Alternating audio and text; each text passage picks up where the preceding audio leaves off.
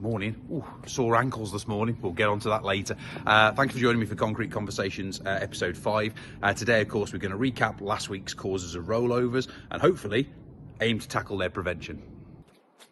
So rollovers are a massive issue in the UK at the moment, and in fact worldwide. In fact, they're probably the biggest taboo subject in concrete mixers at the moment because they happen every day and not a lot of people know about them. All we can do is record the figures that we know, but as most rollovers are recorded as road traffic accidents and not a concrete rollover specifically, all we can do, like last week, is report what we do know. The figures are probably a lot worse, which is scary if you think about it. If you break it down really granularly, there's lots of causes of rollovers, but what we've chosen to do is focus on the main 4. And they, of course, as last week, were speed of the drum, speed of the mixer itself, grass verge collapse, and of course, poor maintenance. So what we'll do is we'll get on to the preventions of those shortly. So just before we move on, I just wanted to say thank you for the warm feedback from last week, including the companies that emailed me and asked me if they could use some of the content for their training packages. Obviously, it's very humbling, but I'm glad you're getting something out of it. Obviously, everybody appreciates by now that I like the light-hearted approach. I like to put a bit of a fun element into these videos, and I did notice last week that I did put a TikTok trailer on for episode 4, and it got kicked back to me for inappropriate content because I was holding a gun, and I did just have a thought cross my mind that it may have offended 1 or 2 people that were watching it. Hopefully it didn't and nobody said anything, but I just wanted to let you know that anything I say on these concrete conversations are completely educational. They always are, and I want to try and throw a little bit of fun, a little bit of humour, a little bit of tongue-in-cheek in with it as well. Nothing has any kind of political or personal aim, and I don't want anybody to be offended, so hopefully I don't. And I did tell you earlier on, I got slightly sore ankles. If you don't want to know about that, zoom on to this part of the film. For everybody else, here's what happened to me at the weekend. What a beautiful day.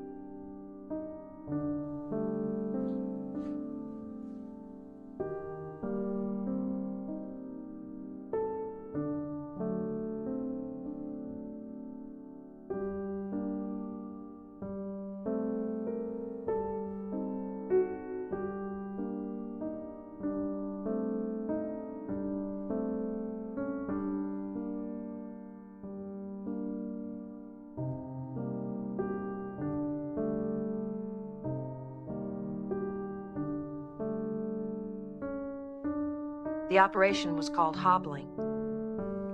Hobbling?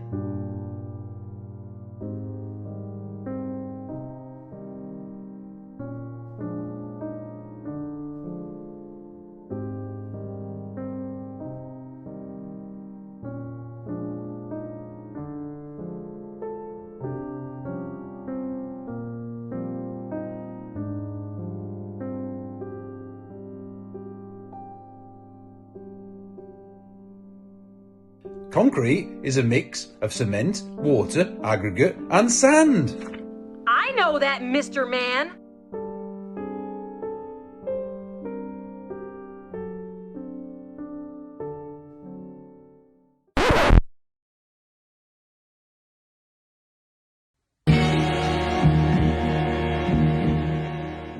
What a beautiful day.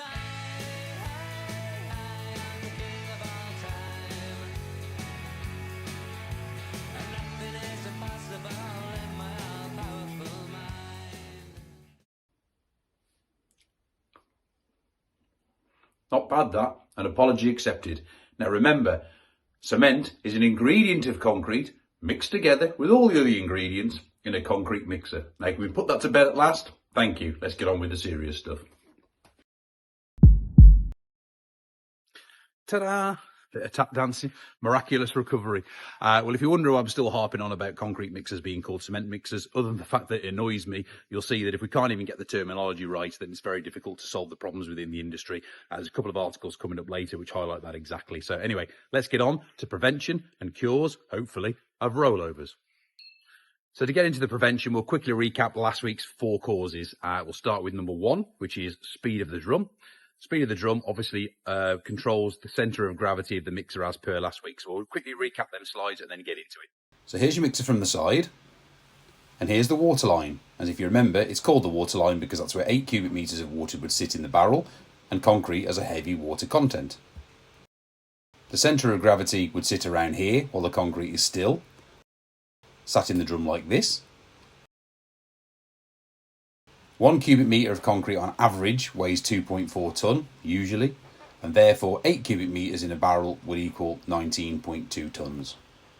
As the drum turns, it turns clockwise, and the faster the drum turns, the more of that 19.2 tonnes worth of weight gets thrown up against the side wall by the blades. Meaning that the centre of gravity increases as the drum spins. Therefore, the faster the drum spins, the more unsafe it is. And if you remember our old mate Pedro here with his drum whizzing round and his mixer arcing from side to side. But even stood still, speed can still turn these over. Look at this one caught on CCTV, left alone, spinning round at full speed, probably full of build-up, and look what happens.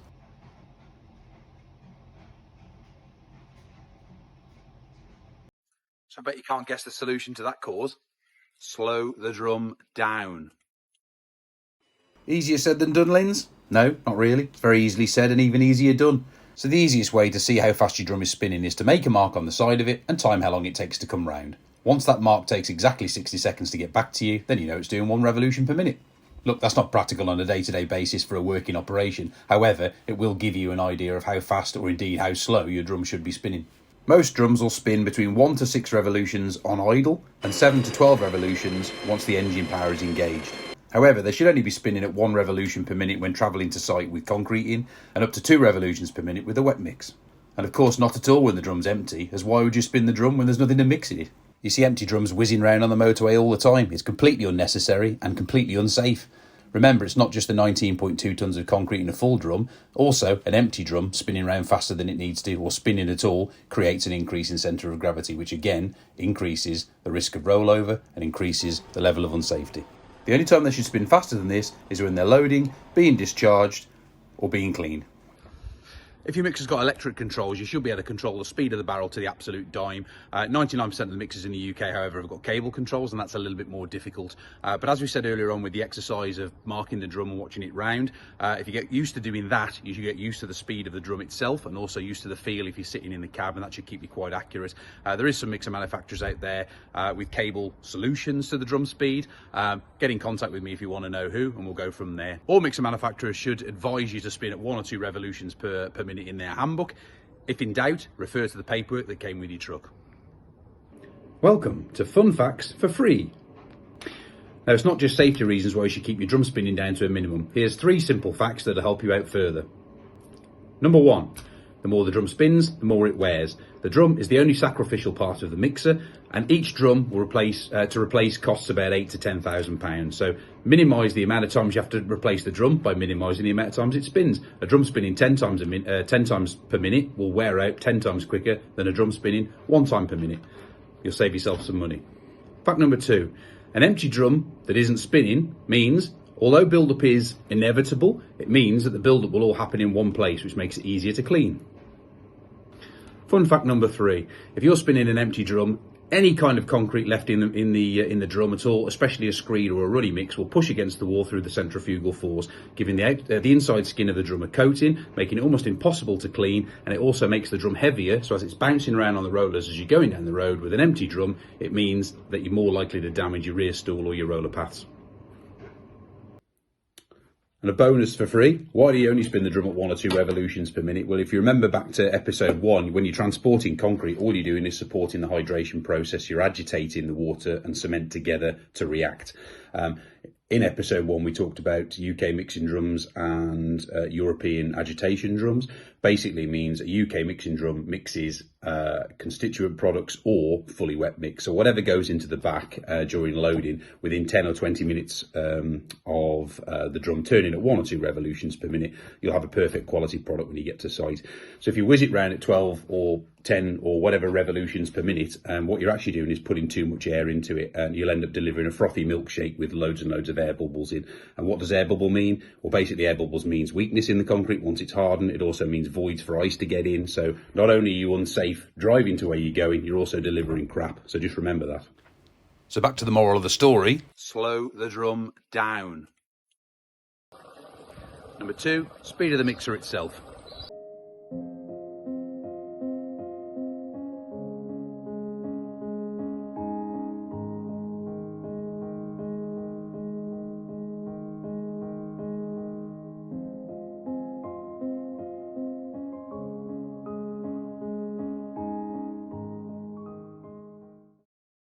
So just following on from cause and solution 1, and of course last week's information on speed of drum, the speed of the mixer causes rollovers on both volumetrics and barrel mixers because they're top heavy, and also barrel mixers are moving while they're driving, so they're also unstable.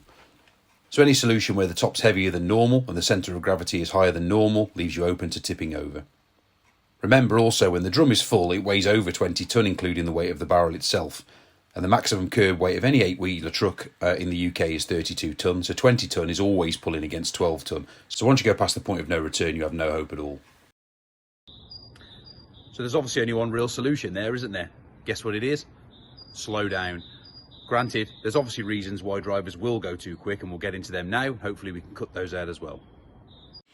So let's be honest, we've all broke the speed limit before now. But as discussed earlier, concrete mixers are a lot less forgiving. So let's look at the 3 main causes of rollovers from speed of the mixer. So we'll start with rushing to a job. If you're going to a big pour, you're under any time constraints, or you're getting pressure from base to deliver quicker, or cause drivers to go too quick, just like this chap.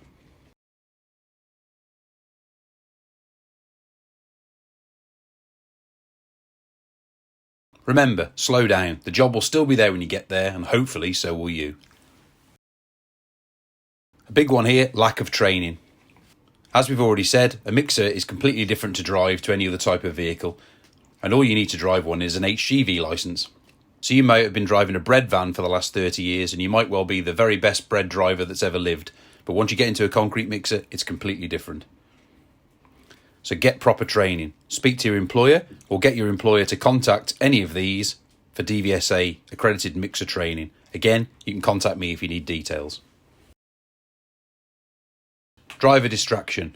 There are plenty of things to distract drivers these days: phones, tablets, in-cab notifications, surroundings. Whatever they are, driver distractions causes rollovers, accidents and death, just like this.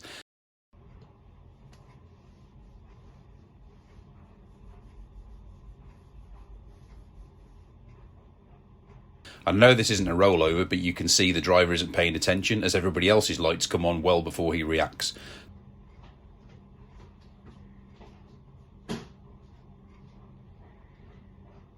So not a rollover, but still 3 dead because his mind was on something other than the job. Focus on what you're doing. You can do everything else later on. Number 3, soft verge collapse. Soft verge collapse, if you remember from last time, is where the road or a portion of it collapses from underneath the truck. The only real solutions to this is obviously avoid poorer roads where possible, and also link back to driver distraction, as remarkably 50% of soft verge rollovers occur when a driver on a good road clips the verge and can't get the stability back before it rolls over. And of course, link back to driver training, as a mistake can happen as quickly as this.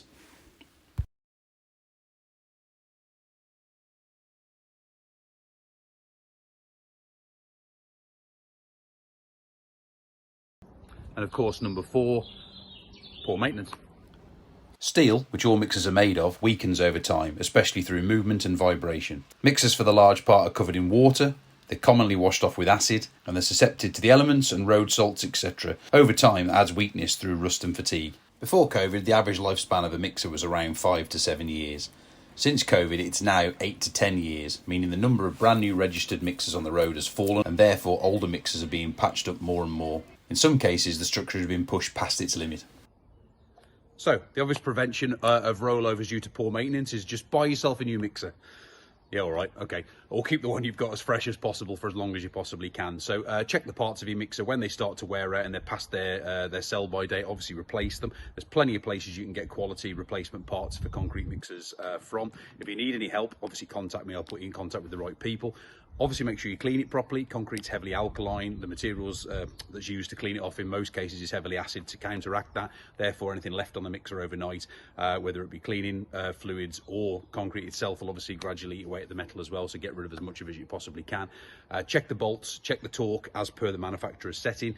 Obviously always do your daily checks as per your manufacturer's requirements and your own site requirements, and of course keep the drum free of build-up if you can, because if build-up builds inside the drum, that counts as poor maintenance, and obviously as the drum spins round it makes the centre of gravity increase as well, so build-up inside the drum is also big for poor maintenance on rollovers. So there you go, causes and prevention of mixer rollovers. Remember, all mixers, whether volumetric or barrel, are top heavy. Barrel mixers are also unstable when they're turning too quick as well. All mixers fall apart if they're not looked after, and the road conditions can affect them as well. But the biggest cause, and indeed the biggest cure, is driver error or driver care. One of my favourite sayings in this industry is you never see a riderless horse in a horse race fall. So slow down, adhere to the needed drum speeds, and of course, pay attention. One last thing, of course, obviously rollovers unfortunately are inevitable. 61 last year, and those are just the ones that we know of. But hopefully these prevention methods, if they can just stop one rollover per year, then it's worth doing. But we all know that it'll stop quite a lot more. And just remember, everyone has a right to go out and do a day's work and return safely home. And there you go. Thanks for joining me again. Obviously, the next few episodes are going to be out and about, including a visit here and a visit here. Interesting.